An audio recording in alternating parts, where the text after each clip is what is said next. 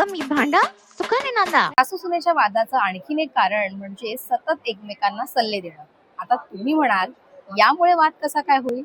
चला हा व्हिडिओ पूर्ण बघा. खूप जणांना सतत दुसऱ्यांना सल्ले देण्याची सवय असते. अगदी छोट्या छोट्या गोष्टीवरूनही मी काय म्हणते असं म्हणत अनेक जण सल्ला देत असतात.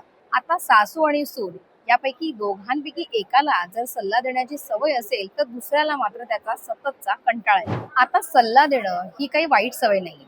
एखाद्याला योग्य मार्गदर्शन करण्यासाठी तुम्ही सल्ला देत असाल तर तो नक्कीच चांगला आहे. पण हा सल्ला तुमच्याकडे जर मागितला असेल तर तो तुम्ही देणं योग्य आहे.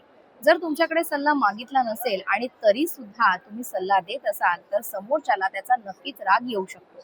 आता या खटक्यांचं रूपांतर कधी कधी भांडणामध्ये सुद्धा होऊ शकतं. कारण सगळ्यांनाच आपल्या प्रत्येक गोष्टीमध्ये नाक खुपसलेला आवडत नाही. आता सासू सुनेच्या नात्यामध्ये सासूला जीवनाचा थोडासा जास्त अनुभव असतो, त्यामुळे अनेकदा ती सुनेला सल्ला द्यायला जाते.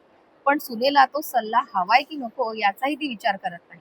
आणि अनेकदा सासूबाई सल्ला देत असताना त्याचं रूपांतर कधी कधी उर्मटपणात सुद्धा होतं.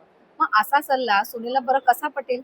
आता ही चूक फक्त सासूबाईंकडून होते असं नाहीये, तर अनेक सुनांकडून सुद्धा ही चूक होते. अनेकदा सुना या खूप शिकलेल्या आहेत म्हणून सतत सगळीकडे आपलंच रेटतात.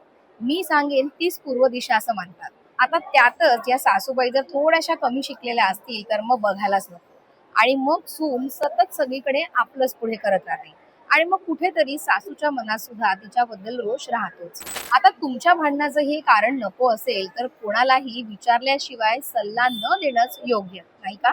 तुम्हालाही तुमच्या दोघींमधल्या भांडणाचं हे कारण नको असेल तर विचारल्यावरच सल्ला देणं योग्य नाही का? तुम्हाला आमचा हा व्हिडिओ कसा वाटला आम्हाला कमेंट करून नक्की कळवा. याशिवाय मला फॉलो करायला आणि युट्यूबला सबस्क्राईब करायला विसरू नका.